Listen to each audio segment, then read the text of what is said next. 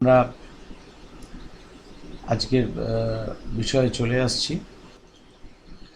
আজকের বিষয়ে আমাদের প্রথমে আমরা যেটা বললাম, যেটা দেখব আর কি, যে সমান্তরাল কাচফলকের মধ্য দিয়ে কেন বিচ্ছুরণ হয় না। বিচ্ছুরণ মানে বলেছি যে আলো তার উপাদান বর্ণে ভেঙে যাবে, এই ঘটনাটাকে আলোর বিচ্ছুরণ বলা হয়। অর্থাৎ যৌগিক বর্ণের আলো যদি তার উপাদান বর্ণে ভেঙে যায়, এই ঘটনাটিকে আলোর বিচ্ছুরণ বলা হয়। The phenomenon of splitting of composite light into its constituent colors is known as dispersion. তো ঠিক আছে, আমরা যেটা করতে পারি সেটা হচ্ছে এইরকম একটা ছবি নেব। আমি লালে আঁকছি, তোমরা চেষ্টা করো বাই কালার ইউজ করতে, তাহলে ছবিটা অনেক ক্লিয়ার হবে। এবং স্কেল ইউজ করবে অবশ্যই।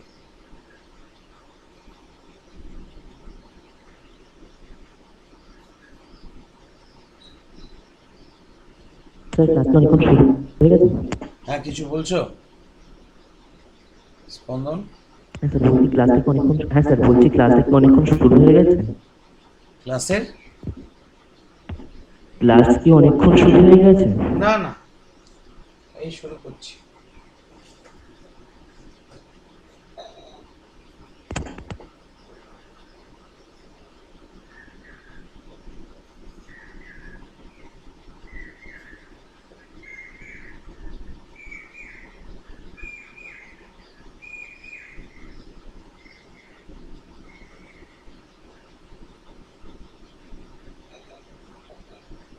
আগে ছবি আঁকাটা আমার দেখে নাও, তারপর বলছি কোনটা কি দিয়ে আঁকবে।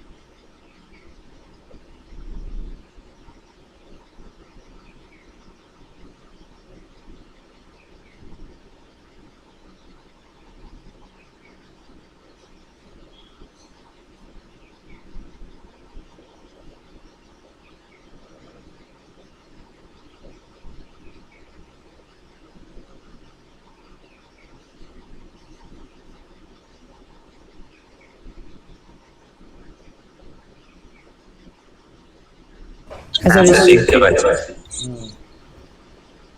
ঠিক আছে। আচ্ছা, এই ছবিটা, এটা কি বললাম, why there is no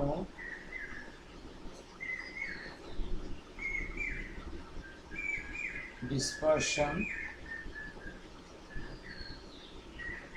through glass slab, এটা আমাদের প্রশ্ন, মানে যেটা আলোচনা করছি আর কি। এইখানে আমরা প্রথমে আঁকবার সময় কি নেব না, একটা এরকম কাঁচ ফলক নেব। এই কাঁচ ফলকটা নেবার পর প্রথমে কিছুটা অন্তর অন্তর অন্তর অন্তর, মানে একটা নির্দিষ্ট গ্যাপে, আমার গ্যাপগুলো কম বেশি হয়ে গেছে, তোমরা ধরো মোটামুটি 2 সেন্টিমিটার ছাড়া ছাড়া একটা, দুটো, তিনটে, চারটে, পাঁচটা, ছটা এঁকেছি। তাহলে 6 × 12, মানে 13টা দাগ। ছটা মানে 1, 2, 3, 4, 5, 5টা গ্যাপ। তার মানে 10 সেন্টিমিটার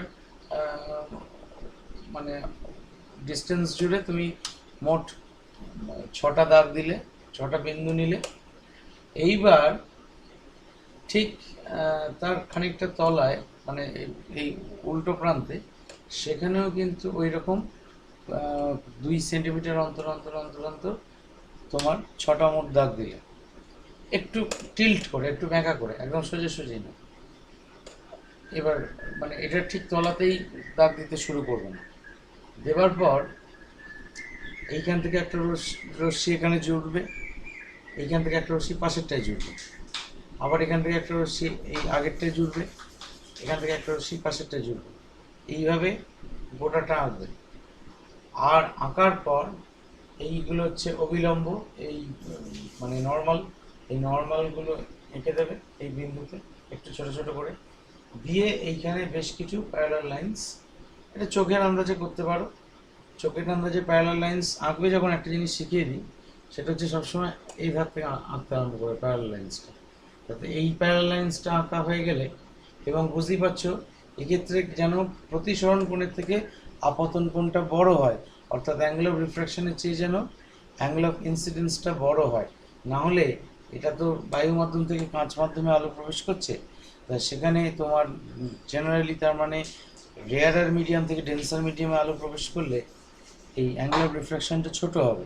তাহলে অ্যাঙ্গেল অফ ইনসিডেন্সটা যেন বড় হয়, তাহলে এটা একটু বেশি কোণে হেলিয়ে এইটাকে প্রথমে আঁকলে, তার সঙ্গে সমান্তরাল করলে এটা আঁকলে, অলরেডি এইটা আঁকা থাকলে তার সঙ্গে সমান্তরালটা তোমার চোখে দেখে বুঝতে সুবিধা হবে।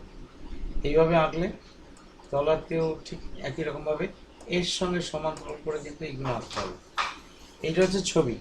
এইবার আমি বললাম কি কালি, অন্য রঙের কালি ইউজ করতে।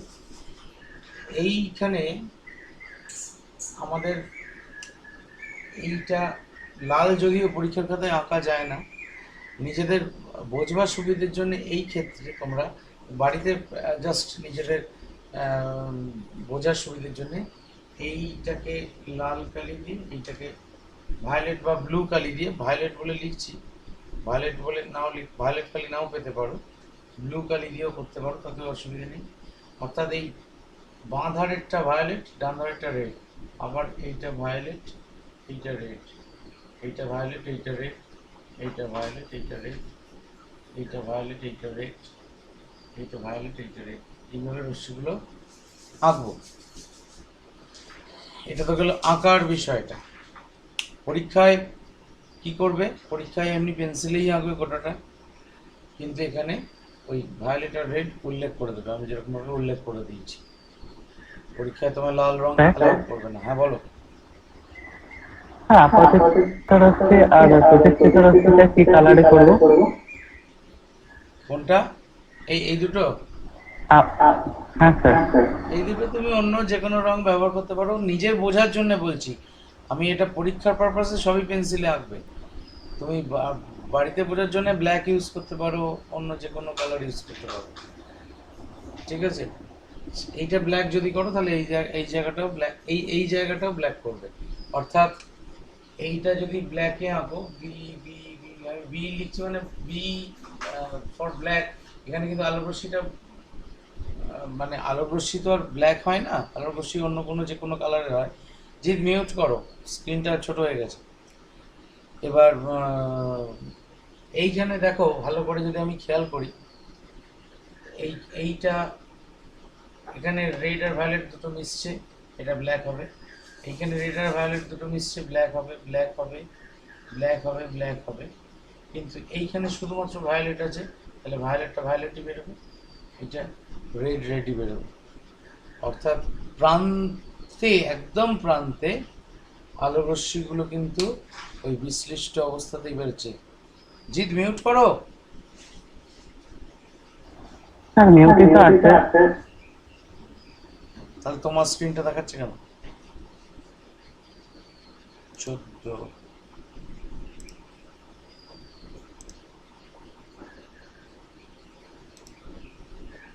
এই যে হচ্ছে ব্যাপারটা বুঝতে পারছি না, আজকে বড্ড ডিস্টার্ব করছে। তো যাই হোক, তা এই এই তার মানে একদম প্রান্তীয় বর্ণটা ভায়োলেট, এই প্রান্তীয় বর্ণটা রেড, আর মাঝেরগুলো ব্ল্যাক। তাহলে অর্থাৎ আমরা দেখতে পাচ্ছি যে রেড আর ভায়োলেট মিশে গিয়ে হোয়াইট লাইট তৈরি করছে। তোমরা পেন্সিলে যখন আঁকবে এখানে W W W W W W লিখে যাবে, এখানেও W W W W W লিখে যাবে, অর্থাৎ W stands for white light, সেটা পাশে লিখে দেবে। অর্থাৎ ডাব্লিউ মানে কি, আর মানে কি, আর ভি মানে কি, এটা কিন্তু পাশে অবশ্যই উল্লেখ করবে।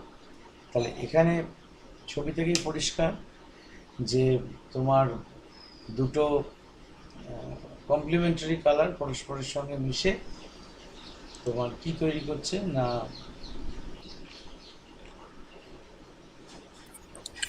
দেখতে পাচ্ছি। আমিও বুঝতে পেরেছি সেটা।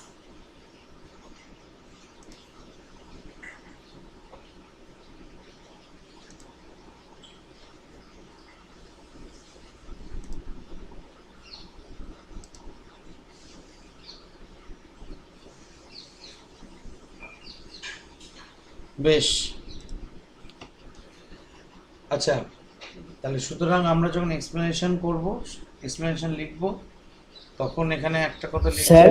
হ্যাঁ, স্যার বলছি যে যখন দ্বিতীয়বার আবার প্রতিসরণ হবে তখন যেভাবে ভায়োলেট মানে যে রঙের যে রেটা মানে আবার প্রতিসারিত হবে আর যেভাবে লাল রঙের রেটা প্রতিসারিত হবে সে দুটোর প্রতিসরণ তো আলাদা হবে, তাহলে সেগুলো তো অন্যান্য যে হোয়াইট আলো বা আপনি যেগুলো ভিডিও বলেছেন সেগুলোর সঙ্গে তো সমান্তরাল হবে না। হ্যাঁ হবে, এতেই হবে। দেখো ভালো করে বোঝো ব্যাপারটা। আমি এই ছবিটা মুছে দিচ্ছি, এই ছবিটা তো দেখেছো, একটা সিঙ্গেল রে নিয়ে দেখাচ্ছি, ব্যাপারটা তাহলে ক্লিয়ার হবে।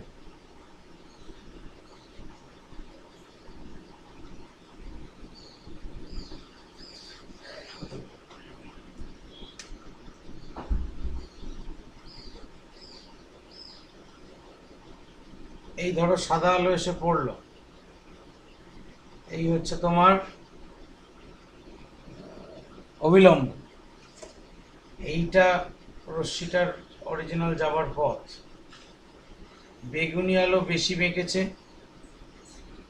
লাল আলো কম বেঁকেছে। এইটা মনে করো বেগুনি আলো, এইটা মনে করো লাল আলো। এইবার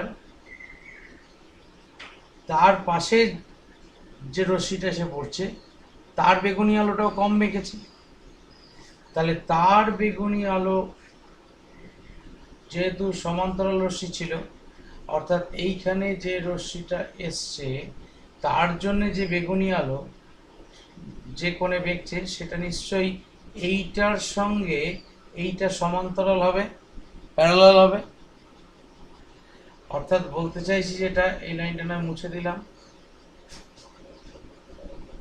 অর্থাৎ এই বেগুনি আলো এই প্রথম বেগুনি আলোর সঙ্গে দ্বিতীয় রশ্মি থেকে আসা বেগুনি আলোটা সমান্তরাল হবে এবং লাল আলোটাও লালের সঙ্গে সমান্তরাল হবে। এইবার যখন দ্বিতীয় সারফেস থেকে বেরোচ্ছে তখন ভালো করে ভাবো, আমাদের যখন আমরা এমনি সাধারণ একটা রশ্মির ক্ষেত্রে যখন বিচ্ছুরণ যখন পড়িনি, এমনি পড়েছিলাম, তখন এই ছিল, এই ছিল, অর্থাৎ এইটা আই হলে এইটা আর হতো, তাহলে একান্তর কোণ এইটাও আর হতো, এইটা তাহলে সেই ক্ষেত্রে আই পেতাম। এবার আমি যদি এই কোণটা আই বলি, ভায়োলেটের জন্য এই অ্যাঙ্গেলটাকে আমরা ভি দিয়ে লিখছি সুবিধের জন্য, বইয়ের জন্য ভি দিয়ে লিখছি, তাহলে এই কোণটাও তাহলে ভি। তাহলে ভাবো এবার এই কোণটা কত হবে, এই কোণটা সেই ভি তো হবে, তাহলে এই কোণটা যদি ভি হয় এই কোণটা নিশ্চয়ই আই হবে। এবার লালের বেলায় আসি, লালের বেলায় প্রতিসরণ কোণটা ধরো আর, এইখানে পাশেরটাতেও লালের বেলায় প্রতিসরণ কোণটা হচ্ছে আর, তাহলে প্রতিসরণ কোণটা যদি আর হয় তাহলে এইখানেও একান্তর কোণ এইটুকুকে আমি ভি বলেছিলাম, তাহলে এই অবিলম্বটাকে বড় করলাম, এই গোটাটা এটাও নিশ্চয়ই আর, কারণ এই আর এই আরটা আর এই আরটা দেখো পরস্পর একান্তর কোণ হচ্ছে, অর্থাৎ এইখানটায় এইটা হচ্ছে এই লাইনটা আর এই লাইনটা হচ্ছে সমান্তরাল, এবং এইটা আর এইটা তার মানে একান্তর কোণ। তাহলে এইটা যদি আর হয় তাহলে এইটা হচ্ছে আর, তাহলে দুটো আর আর মিললে তাহলে যেটা নির্গত রশ্মি হবে তাহলে সেটা সমান্তরাল হবে। তেমনি ভি এর বেলাতেও সত্যি, এটা ভি এর বেলাতে সত্যি এই লাইনের জন্য না, পরের ক্ষেত্রে পাশেরটা থেকে যে ভিটা আসবে তার জন্য কিন্তু প্রতিসরণ এই দ্বিতীয় সারফেসের যেটা আপাতন কোণ দুটোই কিন্তু পরস্পর সমান হবে। তাহলে সুতরাং মানে যেটা মেলার কথা নয় বলছো বিক্রম, সেটা সুন্দর মিলে যাবে।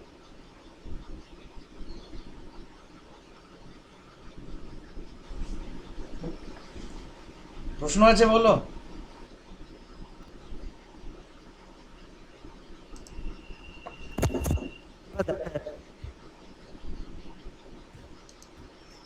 দেখি।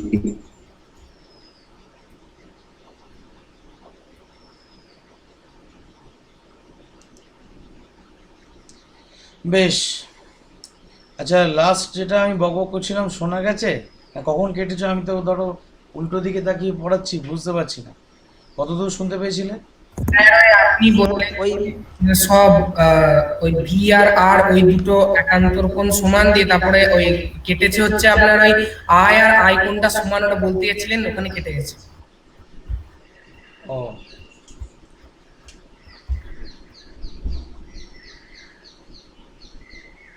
আমরা এই দুটো তো সমান্তরাল, তাহলে এই দুটো সমান্তরাল হলে এইখানেও যেটা এসে পড়বে সেটা সমান্তরাল হবে। এবং যেটা বলতে চাইছিলাম এতক্ষণ সেটা হচ্ছে এইটার আর অ্যাঙ্গেলটা এইটারও আর অ্যাঙ্গেলের সঙ্গে সমান, তাহলে এই দুটো রশ্মি সমান্তরাল। তাহলে এমনভাবেই আমি ছবিটা আঁকছি যে এইটার এই আরটা যেখানে গিয়ে পড়ছে সেটা হচ্ছে সেই বিন্দুটা হচ্ছে এই পাশের রশ্মিটার ভি আলোটা যেখানে এসে পড়ছে একই জায়গায় এসে পড়ছে তার মানে। এবং মজার বিষয় হচ্ছে এইখানে এইটুকু স্থানের মাঝেও তো অনেকগুলো রশ্মি আছে, সেই স্থানের মাঝের রশ্মিগুলো থেকে অন্যান্য বর্ণের আলো এই জায়গাটা এসে পড়ছে। তাহলে আলটিমেটলি সব আলোগুলোই এখানে এসে পড়ছে, পড়ে এখান থেকে আবার সাদা হয়ে নির্গত হচ্ছে। বিক্রম যে প্রশ্নটা করেছিল যে স্যার একই জায়গায় পড়বে না, একই জায়গায় পড়বে না নয়, একই জায়গায় পড়বে। এবং উপরন্তু শুধুমাত্র লাল আর বেগুনি নিয়ে তো সাদা হয় না, সেক্ষেত্রে একটাই বক্তব্য যে এই যে দুটো রশ্মি আঁকা হয়েছে এই দুটোর মাঝেও তো অনেকগুলো রশ্মি আছে, সেই মাঝের রশ্মিগুলো তোমার এখানে এরকম মাঝে মাঝে এই দুটো স্থানের মাঝে মাঝে পড়েছে। তাহলে এই দুটো স্থানের মাঝে মাঝে পড়েছে এবং তারা সবাই এইখানে এসে মিলিত হচ্ছে। তো হয়তো দেখা গেল এইটা লালটা কম মেখেছে বলে এখানে মিলিত হয়েছে, লালের পরে এইখানে যে আলোর রশ্মিটা এসছে সেটা হয়তো লালের পরের কমলাটা হয়তো এইটা এসে মিলিত হয়েছে, তারপরের যে রশ্মিটা এসছে তার হয়তো কমলার পরে কী আছে রেড অরেঞ্জ, আর এদিকে হচ্ছে ইয়েলোটা হয়তো তার পাশের রশ্মির ইয়েলোটা হয়তো এখানে এসে মিলিত হয়েছে। আলটিমেটলি যখন বেরোবে সেটা আমার সাদা হয়েই বেরোবে। মানে আমি যে বক্তব্যটা হ্যাঁ বলো। আপনি যে ছবিটা এঁকেছিলেন এর আগে এসে অনেকগুলো রশ্মি দিয়ে, তো ওইখানে একেবারে বাঁ দিকেরটা ভায়োলেট আর ডান দিকেরটা একেবারে রেড হবে তো? হ্যাঁ, কারণ ভায়োলেটের ঠিক। চ্যুতি সবচেয়ে বেশি আর রেডের চ্যুতি সবচেয়ে কম, সেটা সেই হিসেবে রেডটা সবচেয়ে কম বেঁকছে, ভায়োলেটটা সবচেয়ে বেশি বেঁকছে। মানে আমি এতক্ষণ মুখে যেটা বলছি সেটাই যদি ছবি আঁকি আরও ম্যাগনিফাইড ভিউতে আঁকলে তবে ছবিটা খানিকটা ক্লিয়ার হবে, তাছাড়া বোঝা যাবে না। ধরো এইখানে একটা রশ্মি এসছে, এইখানে একটা রশ্মি এসছে, এতটা তফাৎ। এইবার মাঝেও একটা, তো এটা বেশ, এইখানে একটা রশ্মি আছে, এই এই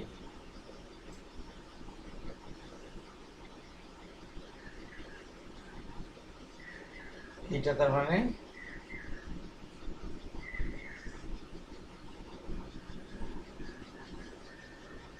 ভায়োলেটটা, এটা রেড, এটাও হচ্ছে ভায়োলেটটা।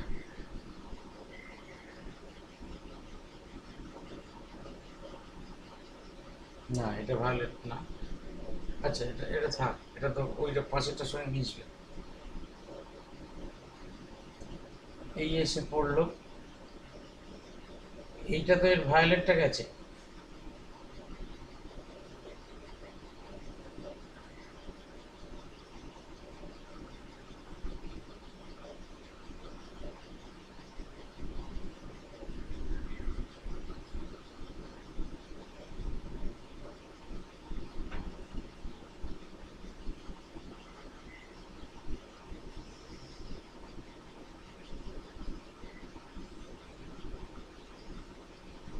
এটা ধরো রেড না, এই রশ্মিটা বাদ দাও।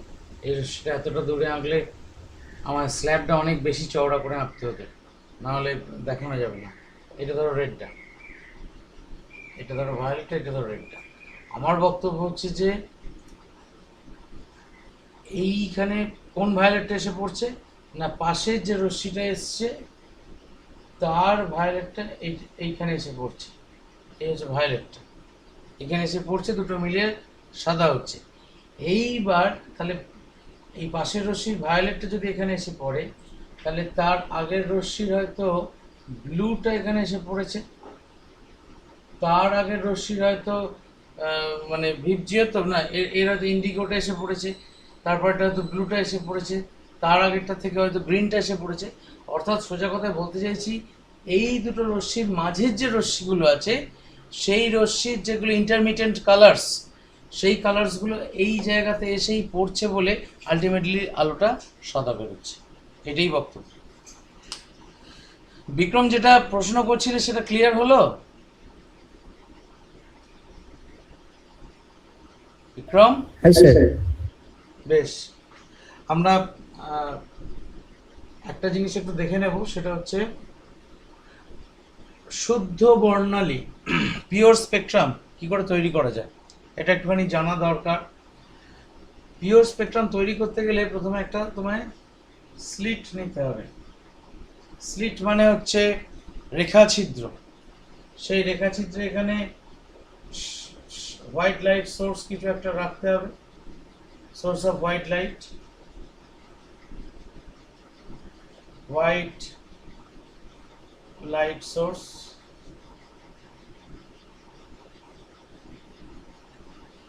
এইবার এইখান থেকে কি রকম আলো বেরোবে? অপসারী, অপসারী আলোক রশ্মি বেরোবে। সেই অপসারী আলোক রশ্মি কোথায় ফেলবে না, একটা উত্তল লেন্সে। উত্তল লেন্সে এমনভাবে ফেলবে যাতে করে এই উত্তল লেন্সের প্রথম মুখ্য ফোকাস এই বিন্দুটা হয়। মানে প্রথম মুখ্য ফোকাস বা ফার্স্ট প্রিন্সিপাল ফোকাস মানে কি? অর্থাৎ এইখান থেকে যদি আলো বেরোয়, অপসারী আলো বেরোয়, লেন্সে প্রতিসৃত হবার পর তারা সমান্তরালে নির্গত হবে। অর্থাৎ এই আলোক রশ্মি দুটো পরস্পর সমান্তরাল হবে। যদিও সমান্তরাল হলো না, একটু বেঁকে যাচ্ছে, তাও বেঁকে যাচ্ছে। এই স্যার বলছি, আপনি আগে যে ওই মানে সমান্তরাল কাঁচ ফলকে আলোক রশ্মি ফেলবার যে পরীক্ষাটা দেখালেন, ওখানে একদম মানে নির্গত রশ্মিগুলোর দুটো প্রান্তে তো একটা দিকে ভায়োলেট আর আরেকটা দিকে রেড, এই দুটো আলোক রশ্মি বেরোচ্ছে, তো ওই দুটো মিশে কি করে সাদা তৈরি করবে? তার কারণ ও দুটো তো একদম প্রান্তে রয়েছে। ওই দুটো মিশবে না তো। তাহলে আমরা রশ্মিটাকে কি তাহলে রশ্মি তো একরকম ভাবে তো একটুখানি হলে ডেভিয়েশন মানে বিচ্ছুরণ হচ্ছে, তার কারণ বাকি দুটো কালার তো বেরোচ্ছে। তুমি যখন ভাত খেতে বসো, হাতে যতটা ডাল মাখা ভাতটা নাও ততটাই কি তোমার পেটে ঢোকে? মুখে খাবারটা ভরে দেওয়ার পরও তো হাতে খানিক খাবার লেগে থাকে। হ্যাঁ, সুতরাং প্রান্তীয় একটি রশ্মির যে মিশছে না, তার জন্যে যে একটা লাল রশ্মি এবং একটা বেগুনি রশ্মি বেরোচ্ছে, সেটা আমাদের মানে বিবেচনাধীন নয়, কারণ সেটা আমাদের মানে আমরা ওই একটি রশ্মির জন্য যে মানে আলোর তীব্রতা তৈরি হবে সেটা আমরা বুঝতেই পারবো না, 1 নম্বর। আর দ্বিতীয় কথা হচ্ছে প্রান্তীয় ত্রুটি সবসময়তেই যে কোনো ইনস্ট্রুমেন্টে থাকেই, এবং তুমি যদি এমন হাইলি সেন্সিটিভ কোনো ইনস্ট্রুমেন্ট বা ডিটেক্টর রাখো, দেখবে কোনো একটা লাইট বিমের প্রান্তগুলো একটু মানে হোয়াইট লাইট বিমের প্রান্তগুলো একটু কালার দেখাবেই যখন কোনো অপটিক্যাল মিডিয়ামের মধ্যে দিয়ে পাস করবে। ঠিক আছে স্যার। বেশ, এটা আমরা কি পড়ছি, এটা হচ্ছে প্রোডাকশন অফ পিওর স্পেকট্রাম, শুদ্ধ বর্ণালী গঠন, TRUM। এইবার এইখানে আমরা কি রেখেছি না, প্রিজম রেখেছি।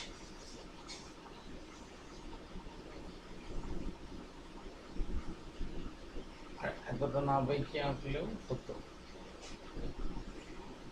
এক কাজ করি, প্রিজমের দুটো সারফেস আঁকি, এই সারফেসটা আঁকার দরকার নেই।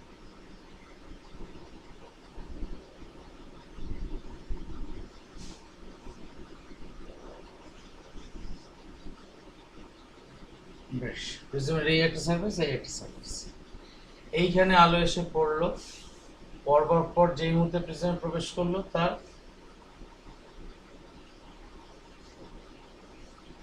সে এতে ভেঙে গেল, যদিও ভুল হচ্ছে।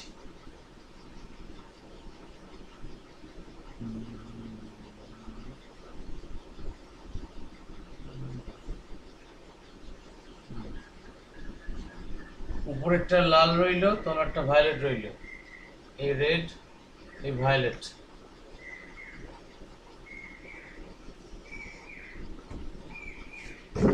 এইবার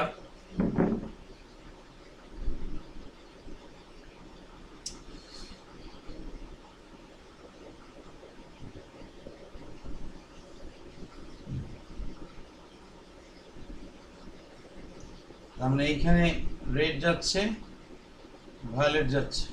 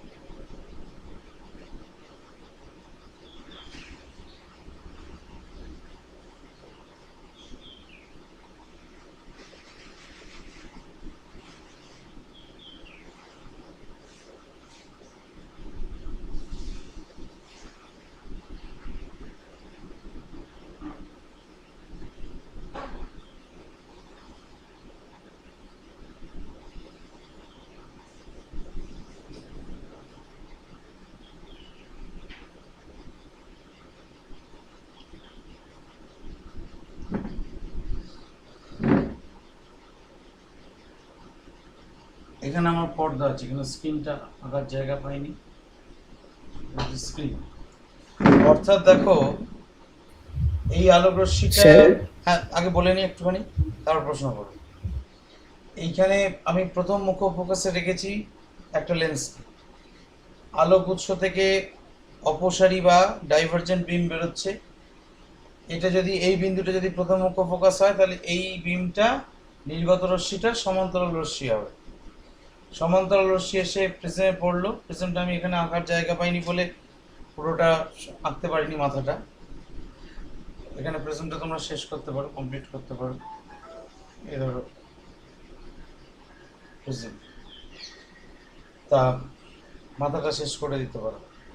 তা যাই হোক, এইখানে যে আলোক রশ্মিটা বেরোচ্ছে, সেই আলোক রশ্মিটার কি হচ্ছে কেসটা, সেই আলোক রশ্মির মধ্যে এই আমি প্রান্তীয় দুটো রশ্মি নিয়ে কাজ করছি। এই রশ্মিটাও তোমার লাল আর বেগুনিতে ভেঙেছে, এই রশ্মিটাও লাল আর বেগুনিতে ভেঙেছে। কিন্তু মজাটা হচ্ছে যেহেতু সমান্তরাল ছিল এই রশ্মিটা, তাহলে এই লাল রশ্মির সঙ্গে এই লাল রশ্মিটা সমান্তরাল হবে, এবং এই বেগুনি রশ্মির সঙ্গে এই বেগুনি রশ্মিটাও সমান্তরাল হবে। সেটা এখান থেকে নির্গত হলো, কারণ প্রিজমের মধ্যে টেন্ডেন্সি হচ্ছে আলো সবসময় এই যদি ঢোকে এই বেঁকবে একবার, তারপর আবার এই বেঁকবে, অর্থাৎ সবসময় ভূমির দিকে বেঁকে যাবে। কারণ বুঝতেই পারছো এখানে যদি আমি অভিলম্ব টানি তাহলে ব্যাপারটা ক্লিয়ার হয়ে যায়, এই জিনিস আগেও দেখেছি। তাহলে এই একবার বেঁকলো, দিয়ে আবার ভূমির দিকে বেঁকছে। এই লেন্সটা একটু হেলিয়ে আঁকলে ভালো হতো, জায়গার অভাবে হেলিয়ে আঁকতে পারিনি।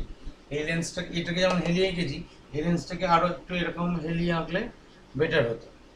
তা এই লাল রশ্মিতে আমরা সমান্তরাল, সে লেন্সের উপর পড়লো, এখান থেকে বেরোচ্ছে, তার বেরোচ্ছে যখন সমান্তরাল হয়ে বেরোচ্ছে, সেই লেন্সের উপর পড়ার পর তারা দুজনে আবার কোথায় গিয়ে মিলিত হবে না, সমান্তরাল আলোক রশ্মি যখন লেন্সের উপর পড়ে তারা ফোকাসে মিলিত হয়, দ্বিতীয় মুখ্য ফোকাসে।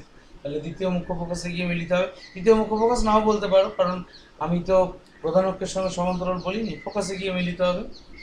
আর ভায়োলেটটা সেটাও পরস্পর সমান্তরাল, সেটা নির্গত হচ্ছে যখন সমান্তরাল হয়ে নির্গত হচ্ছে, সেটাই লেন্সের মধ্যে দিয়ে যাওয়ার পর একটা স্থানে যত ভায়োলেটের এই মাঝের স্থানে যত রশ্মি আছে, যত রেড এবং ভায়োলেট আছে, সমস্ত রেড এই জায়গায় ফোকাসড হচ্ছে এবং সমস্ত ভায়োলেট এই জায়গায় ফোকাসড হচ্ছে। এতে একটা সুবিধা কি, একটা বর্ণের আলোর উপর আর একটা বর্ণের ওভারল্যাপিং হয় না, অর্থাৎ একটা বর্ণের ঘাড়ে আর একটা বর্ণ চেপে থাকে না, এবং বর্ণালীটা বা স্পেকট্রামটা একদম পরিষ্কার দেখতে পাওয়া যায়। এই পরিষ্কার দেখতে পাওয়া যায় বলি এটাকে শুদ্ধ বর্ণালী বলা হয়। যদি মানে তোমায় সংজ্ঞা চায় শুদ্ধ বর্ণালী কি বা হোয়াট ইজ পিওর স্পেকট্রাম, যে the spectrum where the constituent colors of composite light কি বলবো takes বা doesn't overlap to each other. না doesn't overlap বা takes separate positions বলতে পারো, মানে আলাদা আলাদা অবস্থান গ্রহণ করে। অ্যান্ড তারপরে ওই কথাটা যে and they do not overlap each other, then that spectrum is known as pure spectrum, অর্থাৎ প্রত্যেকটি বর্ণ, প্রত্যেকটি ভিন্ন বর্ণ পৃথক পৃথক স্থান দখল করে এবং একে অপরের উপর উপরিপাতিত হয় না, সেই স্পেকট্রামকে পিওর স্পেকট্রাম বলা হয়। তা পিওর স্পেকট্রাম গঠনের কতগুলো কন্ডিশনস আছে, শর্ত আছে, একটু নোট করে নিলে ভালো হয়। আমি লিখছি না বোর্ডে। 1 নম্বর শর্ত হচ্ছে যে বুঝতে পারছো যা এঁকেছি সেটাই শর্ত, অর্থাৎ প্রথমে একটি রেখাছিদ্র নিতে হবে বা পয়েন্ট সোর্স নিতে হবে। রেখাছিদ্র নাও নিতে পারো, রেখাছিদ্র মানে হচ্ছে স্লিট। রেখাছিদ্র আর পয়েন্ট সোর্সের মধ্যে তফাৎ হচ্ছে পয়েন্ট সোর্স থেকে আলোটা খুব কম বেরোয়, আর রেখাছিদ্র বা স্লিট যেটাকে ইংরেজিতে বলে, সেই স্লিট থেকে একটু হলেও বেশি বেরোয়। অর্থাৎ তুমি একটা কাগজের মধ্যে একটা ধরো একটা এইটা একটা বাক্সের মধ্যে বসানো আছে, এই অংশটা তুমি একটা এই ধরো তোমার লাইট বক্স, এই লাইট বক্সের মধ্যে এই জায়গাটা একটা সরু করে এরকমভাবে কেটে দিলে এটা হচ্ছে স্লিট। অর্থাৎ এখান থেকে যে আলোর বিমটা বেরোবে সেটার মানে জিওমেট্রিক্যাল ডাইমেনশন এরকম টাইপের হবে আর কি।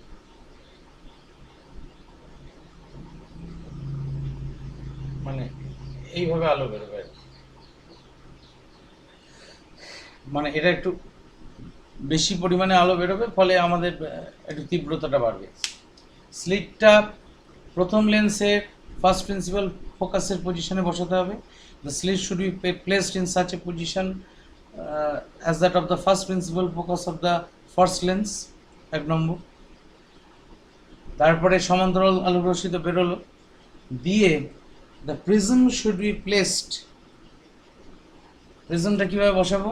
The prism should be placed in such a position so that it is in a position of minimum deviation for the yellow ray. আমরা মোটামুটি আমাদের যেটা ভিজিবল স্পেকট্রাম তার মধ্যে হলুদ আলোটাকে আমরা কি ধরি, মানে গড় বর্ণ বা মাঝারি বর্ণ বা মিন ওয়েভলেন্থ ধরা হয়। তাহলে আমাকে লালের মানে এই যে তোমার প্রিজমের যে তোমার ডেভিয়েশনের যে সূত্রটা তোমরা বার করেছো, অর্থাৎ delta equal to I1 plus I2 minus A, যেটা শিখিয়েছিলাম, সেই delta equal to I1 plus I2 minus A, সেখানে I1 I2-র উপর ডেল্টাটা তো আমার ডিপেন্ড করছে। তাহলে আমাকে I1টাকে এমন করতে হবে যাতে করে মিনিমাম ডেভিয়েশনটা মিনিমাম হয়। কার জন্য না, লালের জন্য মিনিমাম ডেভিয়েশন করলে বেগুনির জন্য ম্যাক্সিমাম ডেভিয়েশন হয়ে যাবে। হ্যাঁ, অর্থাৎ মানে আমাকে তার মানে মাঝামাঝি একটা জায়গায়, যেটাকে বলা হয় একটা সমঝোতায় আসতে হবে, যে আমি তাই জন্যে মাঝামাঝি ডেভিয়েশন হবে কার না, মাঝামাঝি ডেভিয়েশন হয় হলুদের, অর্থাৎ বেগুনের সবচেয়ে ডেভিয়েশন বেশি, লালের কম সবচেয়ে, তাহলে মাঝামাঝি ডেভিয়েশন হয় হলুদের। তাহলে আমি যদি প্রিজমটাকে এমনভাবে হেলিয়ে বসাই, অর্থাৎ আমার কাছে কোথায় গেল, এই যে আমার কাছে এই ধরো প্রিজম আছে, দেখতে পাচ্ছ সকলে, এই প্রিজমটাকে এরকম বসিয়েছি, এরকম বসানোর ফলে যেভাবে মানে হলুদ আলোর যতটা ডেভিয়েশন হচ্ছে, হয়তো দেখা গেল একটু এরকম বসালে হলুদ আলোর ডেভিয়েশনটা সবচেয়ে কম হচ্ছে। মানে we have to place the prism for the minimum deviation position of yellow light. হলুদ বর্ণের আলোর জন্য সর্বনিম্ন চ্যুতি হয় এরকম অবস্থানে প্রিজমটিকে বসাতে হবে। এরপর প্রিজম থেকে নির্গত আলো দ্বিতীয় লেন্সে ফেলবার পর পর্দাটিকে দ্বিতীয় লেন্সের ফোকাস তলে প্লেস করতে হবে। দ্বিতীয় লেন্সের ফোকাস তলে প্লেস করলে তবেই সেই পর্দাটা উপর আমরা শুদ্ধ বর্ণালী অর্থাৎ পৃথক পৃথক বর্ণালী দেখতে পাবো। এবার আমি একটা কথা বলে দিই, তোমাদের কারোর কাছে যদি এই প্রিজম থাকে বা দুটো লেন্স থাকে, তোমরা যদি মনে করো বাড়িতে আমরা স্যার শুদ্ধ বর্ণালী গঠন করে দেখতে পাবো, পারবে না, সম্ভব না। কারণ এই যে সূক্ষ্ম মানে অবস্থান করানো, অর্থাৎ একটা রশ্মির সঙ্গে আরেকটা রশ্মি ঠিক সমান্তরাল হবে, এই যে ব্যাপারগুলো বা এই যে মিনিমাম ডেভিয়েশন পজিশন, এই ব্যাপারগুলো সেপারেট ইনস্ট্রুমেন্টের মধ্যে বসিয়ে করানো সম্ভব হয় না। তাহলে কি করা হয় স্যার? কি করা হয় বলতে, আমরা হোয়াইট লাইট সোর্স থেকে আলো নিই ঠিকই, তারপরে এইখানে এই অংশটা মানে এই গোটা সিস্টেমটা মানে একটা সিঙ্গল যন্ত্রের মধ্যে ব্যবস্থা করা হয়। সেই যন্ত্রটির নাম হচ্ছে স্পেকট্রোমিটার। সেই স্পেকট্রোমিটারের মধ্যে এই অংশটা, অর্থাৎ এইখান থেকে এই স্লিট থেকে এই ফার্স্ট লেন্স অবধি যে অংশটা, এই অংশটা অলরেডি তৈরি করাই থাকে, অর্থাৎ স্লিটের সঙ্গে এই ফার্স্ট লেন্সের ডিস্টেন্সটা ওরা অলরেডি ফিক্স করে তৈরি করে রাখে। সেই যন্ত্রটাকে বলা হয় collimator. Collimator is a device which turns divergent rays into parallel rays. Collimator বলে একটা অংশ থাকে, সেই কলিমিটার থেকে যে আলোটা বেরোয় সবটাই প্যারালাল, এবং প্রিজম টেবিল থাকে প্রিজম বসানোর জন্যে। সেই প্রিজম টেবিলটা তুমি বিভিন্ন অ্যাঙ্গেলে রোটেট করতে পারো, হ্যাঁ, এবং সেই রোটেশনটা তোমার মোটামুটি 30 সেকেন্ড অ্যাকুরেসিতে কিন্তু রোটেট করানো যায়। 30 সেকেন্ড অ্যাকুরেসি মানে 1 ডিগ্রিকে 60 ভাগে ভাগ করলে 1 মিনিট হয়, আবার 1 ডিগ্রিকে 60 ভাগে ভাগ করলে 1 সেকেন্ড হয়। তাহলে 1 সেকেন্ড না হোক 30 সেকেন্ড, অর্থাৎ হাফ মিনিট অ্যাকুরেসিতে কিন্তু এই টেবিলটাকে ঘোরানো যায়। তাহলে বুঝতেই পারছো কত সূক্ষ্মভাবে ঘোরানো সম্ভব ওই যন্ত্রটা, কিন্তু আমরা যদি ম্যানুয়ালি করতে যাই অত সূক্ষ্মভাবে ঘোরাতে পারবো না, কারণ আমাদের লেভেলিং ইত্যাদি চেঞ্জ হয়ে যাবে। এবং ওই স্পেকট্রোমিটার লেভেল করতে হয় প্রথমে ইনস্ট্রুমেন্টটা মানে ব্যবহার করার আগে। সেই স্পেকট্রোমিটার লেভেলিংয়ের যে বিষয়টি, সেটা ঠিকঠাক শিখতে অন্তত একজন শিক্ষার্থীকে 1 মাস ধরে সেই স্পেকট্রোমিটার নিয়ে ঘষা মাজা করতে হয়। নাহলে কিন্তু হয়তো মনে হতে পারে যে আমি শিখে গেছি, ব্যাপারটা অত সহজ নয়। মানে কীভাবে লেভেলিং অফ স্পেকট্রোমিটার, এটা একটা মানে এক্সপেরিমেন্ট করার প্রিরিকুইজিট, অর্থাৎ এক্সপেরিমেন্ট করবার জন্য এই লেভেলিংটা শিখতে হয়, কিন্তু সেটা বেশ কঠিন কাজ, এবং তার জন্য ডেডিকেশন তো দরকারই, তার সঙ্গে সঙ্গে আরও একটি জিনিস দরকার, সেটা হচ্ছে তোমার কি বলে তোমার প্র্যাকটিস। এইবার দ্বিতীয় লেন্সটা কোথায় থাকে? দ্বিতীয় লেন্সটা কিন্তু যে অংশটায় থাকে সেটাকে বলা হয় টেলিস্কোপ। অর্থাৎ স্পেকট্রোমিটারের কাজ পর্দায় স্পেকট্রাম তৈরি করা নয়। কোথায় ওরা স্পেকট্রাম তৈরি করে? ওরা স্পেকট্রাম তৈরি করে টেলিস্কোপে। টেলিস্কোপের চোখ দিয়ে আমরা স্পেকট্রামটা দেখতে পাই, অর্থাৎ যেটা তোমরা পর্দায় ফেলে দেখতে চাইছো সেটা টেলিস্কোপের সাহায্যে ফোকাসড হয়ে আমাদের চোখে আসে। অর্থাৎ স্পেকট্রোমিটারের দুটো অংশ, একটা হচ্ছে collimator which makes the beam parallel, তারপরে একটা প্রিজম টেবল যেটা রোটেট করানো যায়, আর আরেকটা হচ্ছে টেলিস্কোপ। টেলিস্কোপটাও রোটেট করানো যায়, টেলিস্কোপটা না রোটেট করাতে পারলে কোনখান দিয়ে আলো আসছে দেখতে পাবো না। তা সেই টেলিস্কোপটাকে আমরা পজিশনে সেট করে আমরা কিন্তু পিওর স্পেকট্রাম দেখতে পাই, খুব শার্প স্পেকট্রাম দেখা যায়। এই হচ্ছে পিওর স্পেকট্রাম। আচ্ছা, এরপর স্যার বলছি আমার হ্যাঁ বলো। এখানে যে পিওর স্পেকট্রামটা তৈরি হচ্ছে, হ্যাঁ, ওটা কি মানে পুরো আইডিয়াল? আইডিয়াল মানে বুঝতে পারলাম না তোমার বক্তব্যটা। মানে একদম স্ট্যান্ডার্ড স্পেকট্রাম, মানে একদম শুদ্ধ, যেখানে কোনো রকম ওভারল্যাপিং হচ্ছে না। এন্ড এরর কিছু থাকতে পারে, এক্সপেরিমেন্টাল এরর কিছু থাকতে পারে, কিন্তু থিওরিটিক্যালি শুদ্ধ তো বটেই। এবার ব্যাপার হচ্ছে থিওরিটিক্যালি আমরা অনেক কিছু বলি, বাস্তবে এক্সপেরিমেন্ট করবার সময় কিছু এন্ড এরর রয়েই যায়। সেই এন্ড এররটাকে আমরা কখনোই মানে মিনিমাইজ করাতে পারি না। তা যাই হোক, তা আমরা এবার পরের বিষয়ে চলে আসি। সেটা বলবার আগে আরও একটা কথা বলা দরকার, সেটা হচ্ছে বিক্ষেপণ বা স্ক্যাটারিং। বিক্ষেপণ আর বিচ্ছুরণ দুটো কিন্তু আলাদা জিনিস। একটা ডিসপারশন আর একটাকে বলা হয়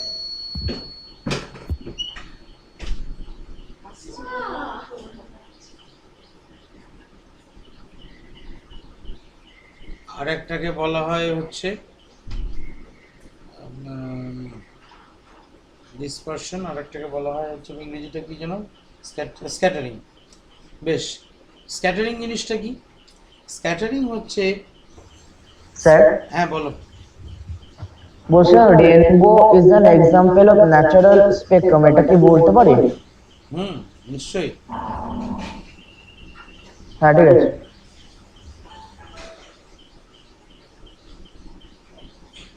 Rainbow is an example of natural dispersion and the rainbow itself is a spectrum. যাকে স্ক্যাটারিং জিনিসটা কি? স্ক্যাটারিং হচ্ছে আমাদের বাতাসে যে সমস্ত ডাস্ট পার্টিকেলস থাকে, এয়ার মলিকুলস থাকে ইত্যাদি থাকার জন্যে আমাদের লাইট রে ছড়িয়ে যায়। ছড়িয়ে যায় মানে কীরকম ছড়িয়ে যায়? একটা উদাহরণ দিলে বুঝতে পারবে। খুব অন্ধকার ঘরে যদি তুমি কোথাও মানে আলো পাস করো, হ্যাঁ, এবার সেইখানে যদি সেই অন্ধকার ঘরের মধ্যে একটু ধুলো উড়িয়ে দেওয়া হয় বেশি করে, দেখবে অন্ধকার ঘরটা আগে কি হচ্ছিল, আগে একটা জায়গা দিয়েই আলো আসছিল, অর্থাৎ সরু একটা তুমি জানলার কোথাও একটা কালো মানে সব জায়গাটা কালো পর্দা দিয়ে ঢেকে দিয়েছো, এক জায়গায় সরু করে একটা ছোট্ট ছিদ্র করা যায়, সেখান দিয়ে আলো আসছে। সেই জায়গাটায় তুমি একটু ধুলো উড়িয়ে দিয়েছো বা একটা ধূপ জেলে দিয়েছো, ধোঁয়া উঠছে সেখানে।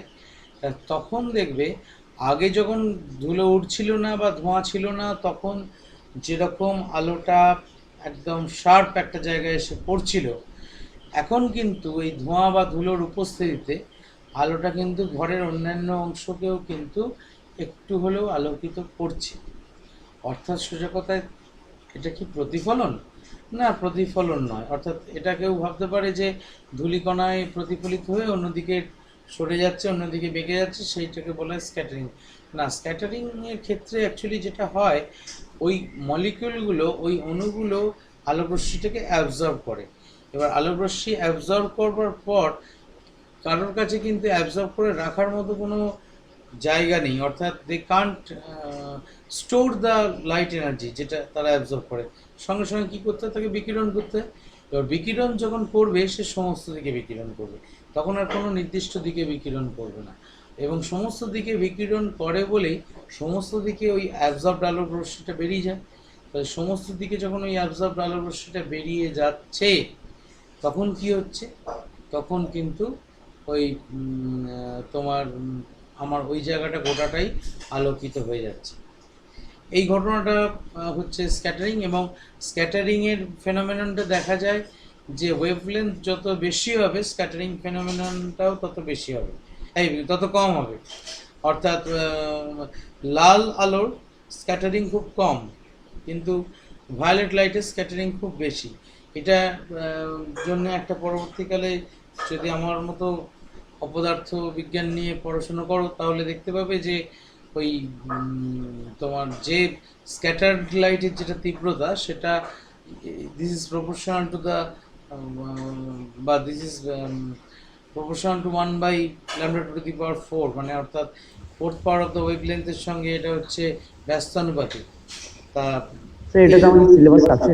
হ্যাঁ, সিলেবাসে আছে, মানে ওইটুকুই আছে, বইয়ে রয়েছে, মানে ওইটুকু, এটা আমরা পড়ি, ওই সূত্রটুকুই রয়েছে। হ্যাঁ ওইটুকুই, ওর বেশি কিছু নেই, ওর বেশি আমারও জানা নেই কিছু, যা জেনেছিলাম সব ভুলে গেছি। আর ব্যাপার হচ্ছে যে এই তোমার λ⁴, অর্থাৎ ল্যামডা যত বৃদ্ধি পাবে তত তোমার ওই স্ক্যাটারিংটা কমবে, তাহলে ভায়োলেট লাইটের স্ক্যাটারিং বেশি। এবং এটা আমি নিজে অদ্ভুত জিনিস লক্ষ্য করেছি, যখন আমি পড়েছি তখন তো পড়েছি, কিন্তু পরবর্তীকালে তোমরা নিজেরাও পরীক্ষা করে দেখতে পারো, বিভিন্ন জায়গায় সেই যে অটোমেটিক লাইট, বিভিন্ন দুর্গাপুজোয় বা কালী পুজোয় যে অটোমেটিক লাইট জ্বলে, এলইডিগুলো দিয়ে যে সমস্ত মানে লাইটের স্ট্রাকচার তৈরি করে, বিভিন্ন রকম প্যাটার্ন নকশা এগুলো তৈরি করে, তা সেইখানে যেখানে লাল এলইডি জ্বলছে তুমি চেষ্টা করবে একটা সিঙ্গেল লাল এলইডিকে একটা কাগজ পাকিয়ে নিয়ে গোল করে বাঁশির মতো করে কাগজটাকে পাকিয়ে নেবে, দিয়ে একটা অংশের মধ্যে কেবলমাত্র একটা এলইডি রাখবে, আর আরেকটা অংশে নিজের চোখটাকে রাখবে। তাহলে ওই একটা এলইডি থেকে যে আলোটা আসছে লাল আলোর ক্ষেত্রে তুমি নিজের চোখ দিয়ে লাল আলোটাকে দেখবে, আর নীল আলো কোনো একটা যদি এলইডি থাকে সেই নীল আলোর ক্ষেত্রে নীল আলোটাকে ওইরকম কাগজ পাকিয়ে বাঁশির মতো যে কাগজ পাকালে সেই অংশটা দিয়ে ওই নীল আলোটাকে দেখবে। দেখবে নীল আলোটা যেন মনে হচ্ছে বেশি ঝকঝক করছে, যেন ওই জায়গাটা চোখটা ধাঁধিয়ে যাচ্ছে।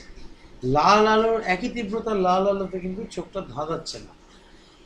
অর্থাৎ এই যে মনে হয় যে একটা হ্যালুসিনেটিং এফেক্ট হয় নীল আলোর ক্ষেত্রে, নীল আলো যখন আমাদের দিকে এগিয়ে আসে মনে হয় যেন ওই জায়গাটা মানে কীরকম একটা ব্লার্ড হয়ে আছে, সেটা ডিউ টু স্ক্যাটারিং এফেক্ট।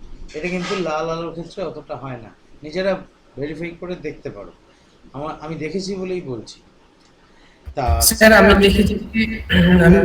দেখেছি যে স্যার মানে লাল আলোটা একটু মানে দূর থেকে দেখলে ডাল লাগে রাতের বেলায়, কিন্তু নীল আলোটা দূর থেকে দেখলেও মানে মনে হয় খুব চকচক চকচক করছে। হ্যাঁ, আমাদের বাড়িতে যে আমরা অনেক সময় সেই কালী পুজোয় লাগাবার জন্য যে চাইনিজ লাইট কিনে আনি, ওই সেই মানে বিভিন্ন রকম সেই ছোটো ছোটো টুনি আর কি সাজানোর জন্য, বাড়ি সাজানোর জন্য, সেটাও যদি লাল আলো নীল আলো থাকে তুমি ওই লাল আলো আর নীল আলো আলাদা করে দেখতে পারো।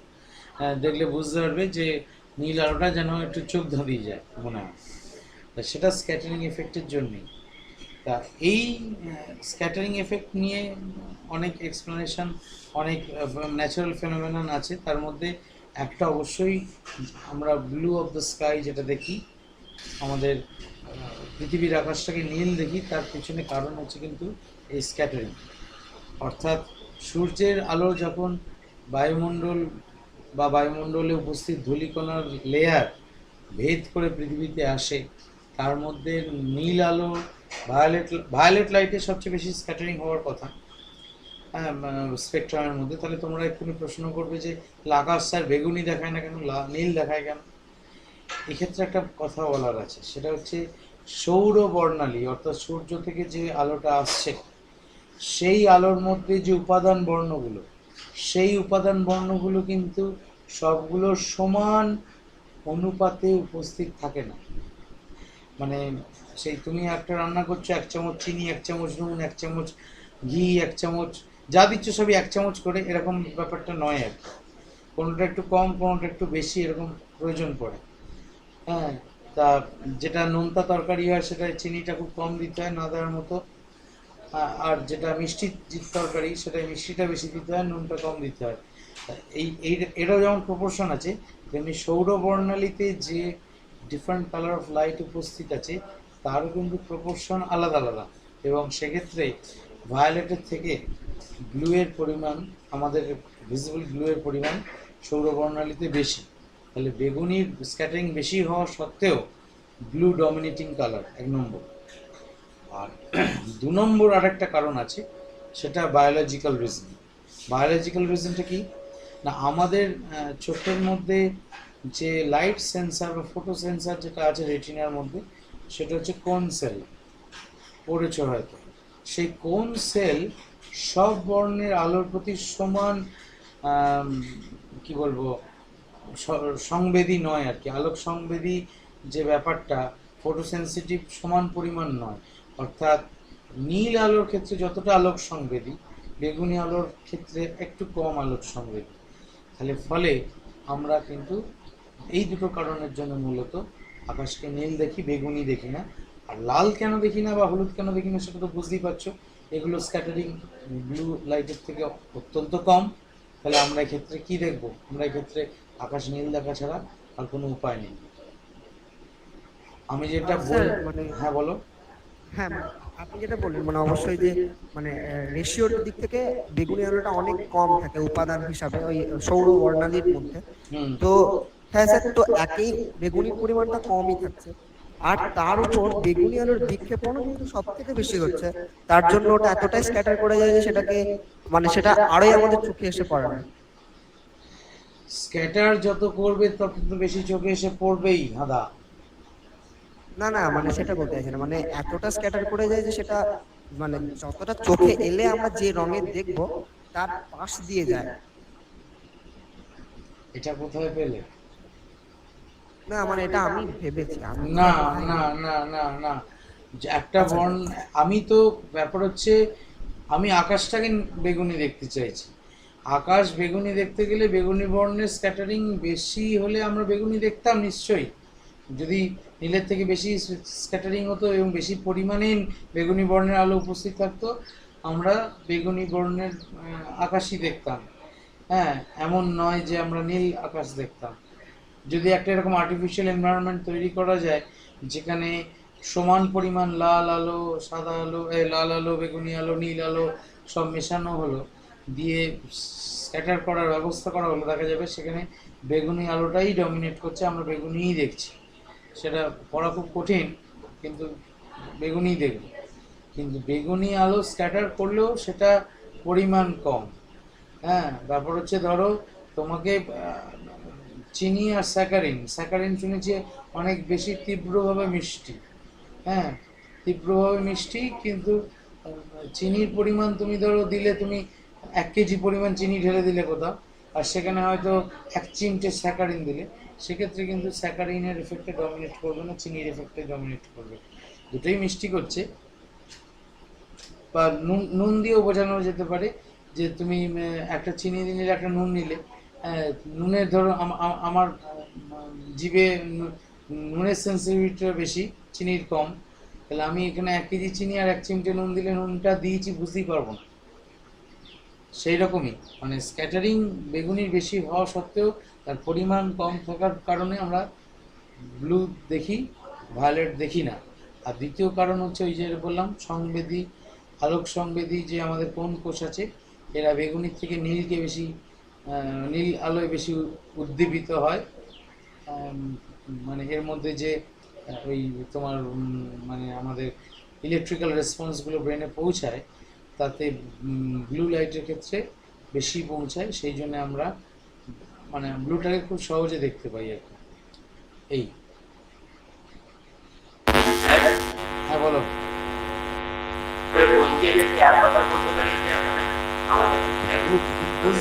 বুঝতে পারছি না কথাটা, এটা খুব আওয়াজ করছে। বুঝতে পারছি না কথাটা, প্রচন্ড আওয়াজ হচ্ছে।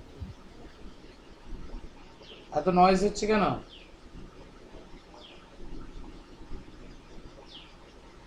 বলো আরেকবার চেষ্টা করে দেখো, আওয়াজ পাও কিনা। রিতম মোড়াল, হ্যাঁ লিখবো, হ্যাঁ লেখো, লিখে দাও। বেশ, লিখে দাও, আমি দেখছি, লিখে বলবে হ্যাঁ লিখেছি, কারণ আমি স্ক্রিনের দিকে সবসময় তাকিয়ে নেই তো, বুঝতে পারবো না।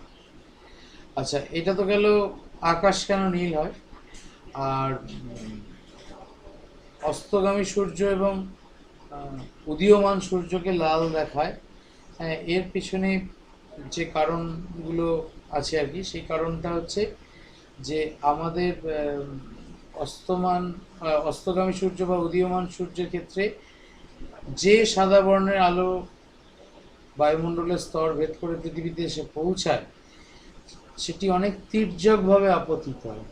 এই অত তির্যকভাবে আপতিত হওয়ার কারণে তোমার ওই কি বলে অন্যান্য বর্ণের আলোগুলো তোমার বুঝতেই পারছো, লাল আলোর ক্ষেত্রে প্রতিসরণ কোণটা অপেক্ষাকৃত বড়, বিশেষ মানে আলোর বেশি ডেভিয়েশন বা চ্যুতি ঘটে না, কিন্তু অন্যান্য বর্ণের আলোগুলোর চ্যুতি অনেক বেশি।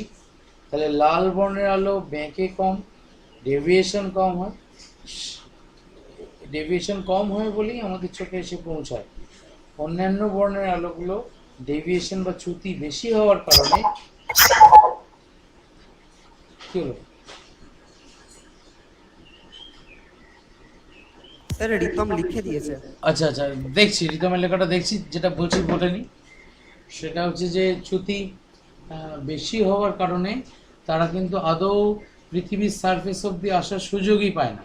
পৃথিবীর সারফেস অবধি আসার সুযোগ পায় না বলে তারা আমরা সেই বর্ণগুলো দেখতে পাই না, তাহলে লালই দেখি কেবলমাত্র। লাল বর্ণটাই কম চ্যুতি হওয়ার কারণে আমাদের চোখে এসে পৌঁছায়, বাকিগুলো অ্যাটমসফিয়ারিক রিফ্লেকশনের মধ্যে দিয়ে আমাদের চোখে আর এসে পৌঁছায় না, ফলে আমরা কেবলমাত্র লাল রঙের দেখি। এইগুলো হচ্ছে এক্সপ্লেনেশন। আচ্ছা, রিতম কি লিখেছে দেখি, কে আশরাফুল, ভিজিবিলিটি লিখবো। Can we say that the visibility power of blue light is more than of that of violet? Visibility power of blue light লিখো না, লিখো sensitivity, মানে our eye is more sensitive to blue color of light than violet, এটা লিখতে পারো। our eye is more sensitive, visibility কথাটা এখানে ঠিক নয়। ভিজিবিলিটি তো আমরা তো দেখতে তো পাচ্ছি, কিন্তু বেশি দেখছি কম দেখছি তার ব্যাপার, সুতরাং সেন্সিটিভিটির প্রশ্ন এটা। হয়তো মানুষের যে কোনো কারণেই হোক, চোখের কোন কোষের সেন্সিটিভিটি যদি এমন হতো যে আমরা বেগুনি আলোটাকে বেশি সেন্স করতাম, তাহলে আমরা তখন আকাশকে বেগুনি দেখতাম। যাকে যেটা এবার বলার সেটা হচ্ছে যে কি যেন বলতে, হ্যাঁ, আর যে কথাটা বাকি রইল আলোচনা, সেটা হচ্ছে এর আগেও সেই আলোচনাটা করেছি একবার, আর একবার ফিরে আসি।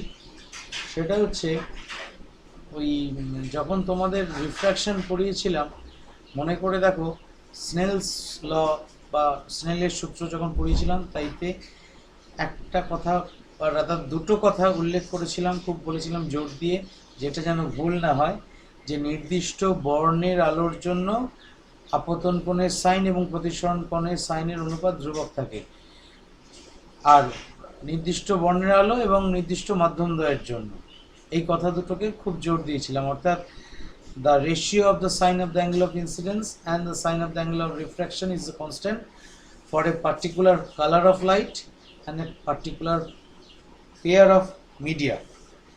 তো আমার ওই জায়গাটায় আমি আবার ফিরে যাচ্ছি। কেন ফিরে যাচ্ছি না সেটা একটু আলোচনা করি, বুঝতে পারবে। তাহলে বুঝতেই পারছো, কালার অফ লাইটের উপর কিন্তু সাইন আই বাই সাইন আরের যে রেশিও, সেটা ডিপেন্ড করছে। অর্থাৎ সাইন আই বাই সাইন আরের রেশিওটাকে আমরা কি বলি? রিফ্র্যাক্টিভ ইন্ডেক্স বলি। কার না? মিডিয়ামের। অর্থাৎ যে মিডিয়াম থেকে যে মিডিয়ামে আলো আসছে, অর্থাৎ 1 নম্বর থেকে যদি 2 নম্বরে আলো আসে, তাহলে এই যে রিফ্র্যাক্টিভ ইন্ডেক্সটা বলছি, এটা আসলে তার মানে 2 নম্বরের রিফ্র্যাক্টিভ ইন্ডেক্স প্রথম মাধ্যম সাপেক্ষে, ফার্স্ট মিডিয়ামের সাপেক্ষে দ্বিতীয় মাধ্যমের প্রতিসরাঙ্ক বা রিফ্র্যাক্টিভ ইন্ডেক্স।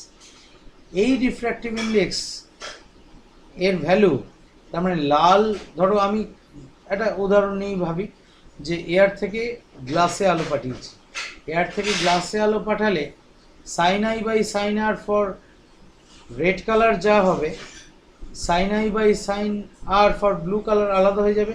কারণ আর আর মানে মানে প্রতিসরণ কোণটা, অ্যাঙ্গেল অফ রিফ্র্যাকশনটা লাল আলোর ক্ষেত্রে আর ব্লু লাইট বা বেগুনি আলোর ক্ষেত্রে আলাদা হবে।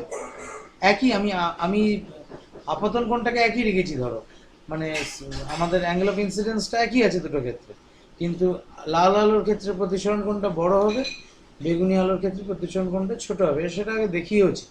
তাহলে প্রথমটার জন্য সাইন আই বাই সাইন আর করলে লাল আলোর জন্য যা পাবো, এবং দ্বিতীয়টার ক্ষেত্রে সাইন আই বাই সাইন আর করলে যা পাবো, অর্থাৎ দেখো সাইনটা মোটামুটি নয় ঠিকই 0 to 90 ডিগ্রি, অর্থাৎ এই ফার্স্ট কোয়াড্র্যান্টের রেঞ্জে সাইনটা হচ্ছে কিন্তু ইনক্রিজিং ফাংশন। ইনক্রিজিং ফাংশন কাকে বলে? ইনক্রিজিং ফাংশন মানে থিটার ভ্যালু যত বাড়তে বাড়তে যায়, সাইন থিটার ভ্যালু তত বাড়তে বাড়তে যায়, 0 to 90 এই রেঞ্জের মধ্যে ফার্স্ট কোয়াড্র্যান্ট, তাই জন্য বলছি। তারপর আবার কমাই আমি শুধু, কারণ আমার তো অ্যাঙ্গেল অফ ইনসিডেন্স 0 থেকে 90 ডিগ্রির বাইরে তো আর কিছু করার উপায় নেই। আমি অ্যাঙ্গেল অফ ইনসিডেন্স হয় 0, মানে একটা রেঞ্জে 0 রাখতে পারি, ম্যাক্সিমাম 90 রাখতে পারি থিওরিটিক্যালি। তাও 90 রাখলে নেক্সট মিডিয়ামে আলো যাবে না। বলো সাইন 30 ডিগ্রি, সাইন 30 মানটা কত? Sign 30 half. হ্যাঁ স্যার, যদি তাহলে হাফ হয় তাহলে দেখুন sine 0 degree 0, sine 30 half, sine 45 sir 1/2, 1/√2। তারপরে আবার হ্যাঁ 1/√2। হ্যাঁ হ্যাঁ, তো আবার যখন আমি 45 এর পর যখন 60 যাচ্ছি তখন √3/2, তাহলে কি 1/√2 থেকে √3/2 এর মানটা বেশি? ইয়েস। ও, আর স্যার 1/√2 করলে বোধহয় ওই 0.76 বা এরকম একটা কিছু আসে, তা আমরা বলে দিচ্ছি। Sine 1.414 divided by 2. সেটুকু রঙ্গিত আমরা ওইটুকু বুদ্ধি আছে আমার। না স্যার, আমি ওটা বলিনি, আমি একটা আলাদা কথা বলছিলাম। 0.707, 0.5 হচ্ছে সাইন 30, সাইন 45 হচ্ছে 0.707, সাইন 60 হচ্ছে 0.866। অর্থাৎ মানে সাইনের ভ্যালু, মানে থিটার ভ্যালু যত বাড়ছে, সাইন থিটার ভ্যালু বাড়তে বাড়তে যাচ্ছে within the range 0 to 90 degree. 90 degree পেরোলে কিন্তু আবার ডিক্রিজিং ফাংশন হয়ে যাবে, কারণ সাইন তো আসলে পিরিয়ডিক ফাংশন, একবার বাড়ে একবার কমে। তা যাই হোক, যেটা বলতে যাচ্ছিলাম, তা ব্যাপারটা হচ্ছে যে কি বলতে গেলাম, তার মানে আমি বলতে চাইছি মিউ এর ভ্যালুটা, অর্থাৎ রিফ্র্যাক্টিভ ইন্ডেক্সের ভ্যালুটা, it is different for different colours of light. তাহলে mu red is not equal to mu violet, বুঝতেই পারছো। তাহলে এই কালার অফ লাইটের সঙ্গে এই মিউ বা প্রতিসরাঙ্ক, মাধ্যমের প্রতিসরাঙ্কর একটা রিলেশন আছে, যেটাকে কশিস রিলেশন বলা হয়। হ্যাঁ, কশিস রিলেশন বলা হয়, এবং কশিস রিলেশনটা তোমাদের লেভেলে যেটা পড়বে সেটা পরবর্তীকালে দেখবে আর একটু চেঞ্জ হয়ে গেছে কশিস রিলেশন। তা আমরা আমাদের লেভেলে কশিস রিলেশনটাই দেখি, এইরকম টাইপের হয়। এই A mu equal to A plus B by lambda square, এরকম টাইপের হয়, এরকম টাইপের একটা রিলেশন পাওয়া যায়। মিউটা হচ্ছে যেখানে প্রতিসরাঙ্ক বা রিফ্র্যাক্টিভ ইন্ডেক্স মিডিয়ামের, ল্যামডাটা হচ্ছে colour wavelength of the colour of light, অর্থাৎ লাল আলোর ওয়েভলেন্থ বেশি, তাহলে মিউ, এটা বুঝতেই পারছো ডিনোমিনেটরে আছে, তাহলে মিউ হচ্ছে কম। বেগুনি আলোর ল্যামডা ছোট, ওয়েভলেন্থ ছোট, তাহলে মিউ হচ্ছে বেশি। এবার ঘুরিয়ে ভাবলে তোমাদের এইভাবে বুঝিয়েছিলাম। হ্যাঁ, বি বম্বে, এই দুটো এ আর বি না শুধু বি, এ তো বলে দিলেন। এ তো বলিনি বাবা, এ কিছুই বলিনি। এ কি বলেছি? ও আচ্ছা, হ্যাঁ, এ আর বি, এ আর বি, এ আর বি, এ আর বি, মিউ আর ল্যামডা বলেছো। এ আর বি হচ্ছে দুটো কনস্ট্যান্ট, ঠিক আছে, কশিস রিলেশনের কনস্ট্যান্ট। তা যেটা বলতে চাইছি দেখো না, সেটা হচ্ছে যে তোমার যার ক্ষেত্রে মিউটা বেশি হবে, মিউ বেশি হওয়া, রিফ্র্যাক্টিভ ইন্ডেক্স বেশি হওয়া মানে চ্যুতি বেশি হবে, মানে অর্থাৎ সেই বর্ণের আলোকে ওই মেটেরিয়ালটা বাঁকাতে পারবে সবচেয়ে বেশি। অর্থাৎ মানে বেগুনি বর্ণের জন্যে মিউ এর ভ্যালুটা বেশি বলেই বেগুনি বর্ণের চ্যুতি বা ডেভিয়েশন বেশি হয়। বেগুনি বর্ণের জন্য যে মিউ বেশি সেটা বুঝবো কি করে, না এই কশিস রিলেশন থেকে, ল্যামডা কম তাহলে মিউ বেশি।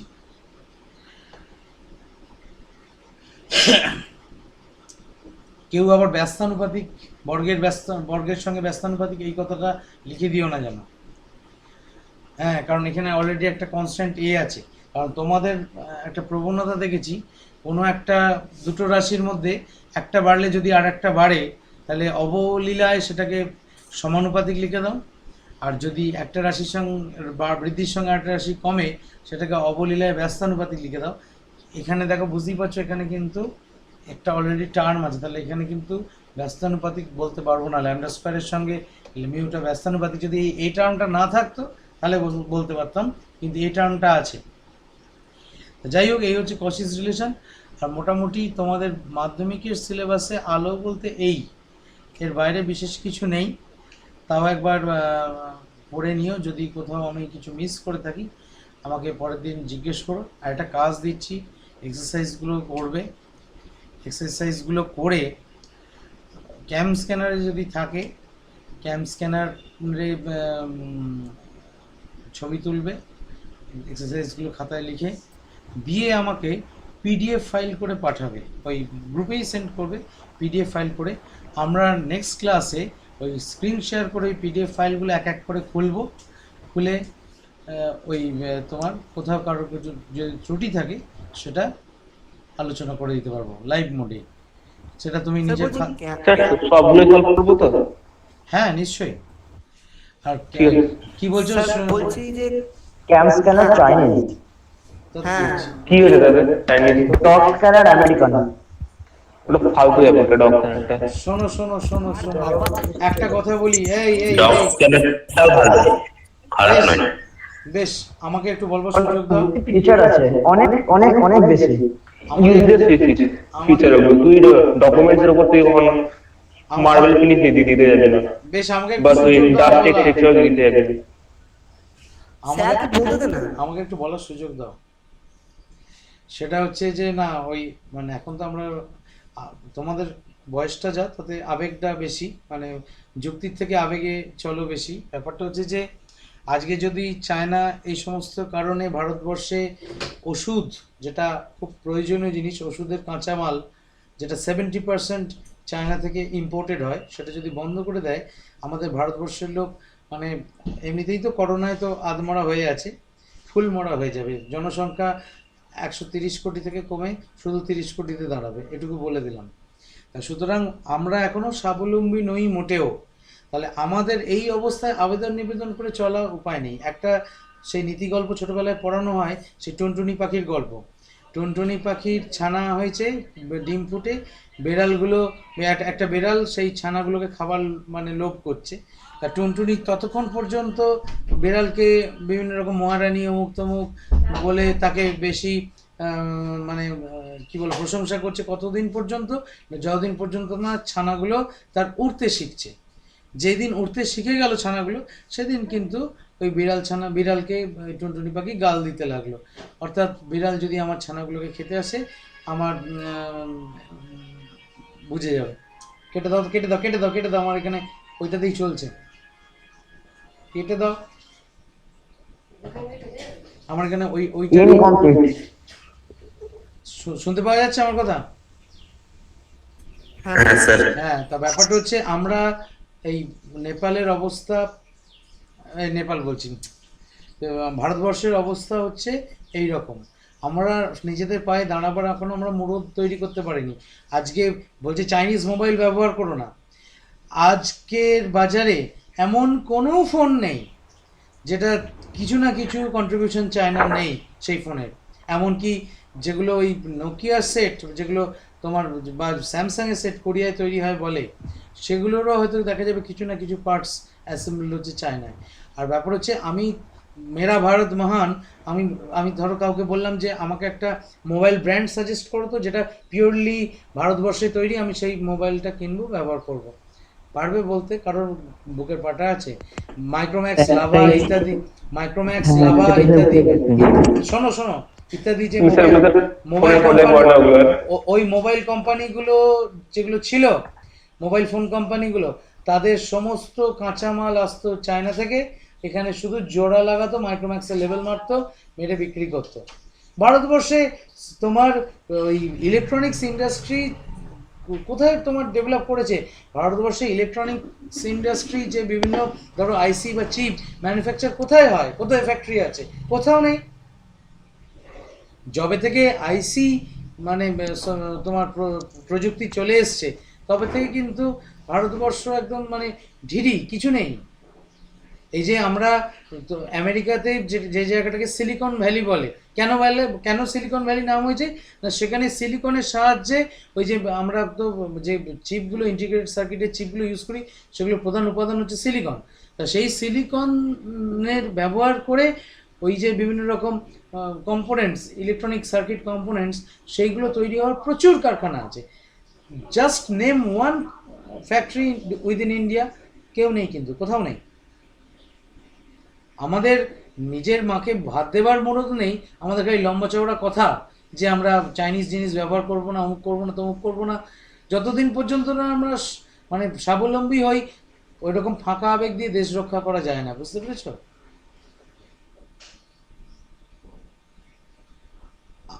মানে আমার যেটা প্রয়োজন আমি সেটা জোগাতে পারবো না, তাহলে আমি তাহলে চাইনিজ কাঁচামালে যে ওষুধ তৈরি হচ্ছে সেই ওষুধ আমরা ব্যবহার করব না। এগুলো বাজে কথা। আর সরকার যদি মনে করে হ্যাঁ চাইনিজ দ্রব্য আমরা আমদানি করা বন্ধ করবো, তাহলে সাধারণ মানুষ পাবে না, তখন কিনবে না। সরকার সেটাকে অ্যালাউ করেছে, ইন্ডিয়ান গভর্নমেন্ট সেটাকে অ্যালাউ করেছে বলেই তো ভারতবর্ষের সীমানা পেরিয়ে সেটা ভারতবর্ষে প্রবেশ করেছে। তাহলে সরকারদের মুখে এক, নীতিতে আর এক।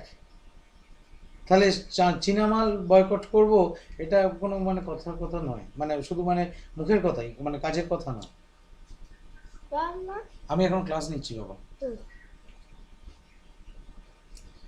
বুঝতে পারা গেল কি বলছি?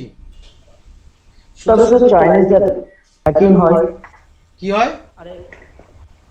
হ্যাকিং হ্যাকিং আমেরিকান তো হয় না, সেটা তো কেউ শিওর নই যে শোনো, আমেরিকান লোক করে না। যদি হতো তাহলে ইন্ডিয়ার ইন্টেলিজেন্স ব্যুরো আমাদেরকে ওয়ার্ন করে দিত আগে থেকে। ওদের ওইটা এখনো ওয়ার্নিং করেছে, এখনো শিওর নই যে ওরা করতে পারে।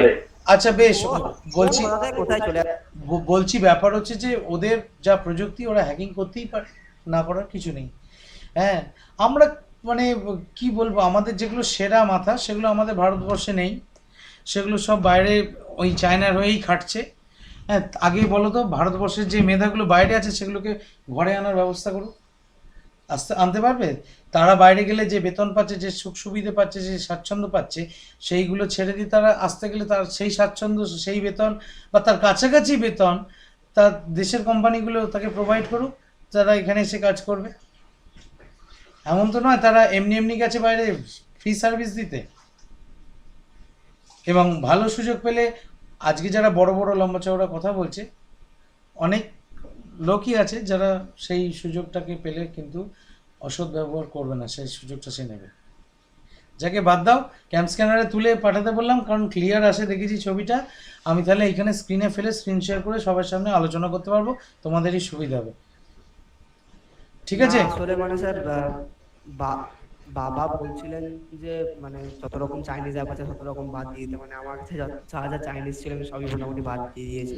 ওরে বাবা, এটা তো তুমি প্রয়োজনে করছো। আচ্ছা আচ্ছা সৌমিক, বলো তো তোমার তাহলে তুমি কি আয়ুর্বেদিক ওষুধ ফিরে যেতে চাইছো? আয়ুর্বেদিক তোমার মানে কি হলে কি খাও? ওই দ্রাক্ষারিষ্ট বা ওই জাতীয় ওষুধ খাও? তুমি এমনকি ওই সেটজিন বা ওই লিভোসেট্রিজিন যে ওষুধ খাও সাধারণ সর্দি কাশির জন্য, প্যারাসিটামল খাও, তার কাঁচামাল অনেক জিনিস তোমার চায়না থেকে আসে, জানো সেটা?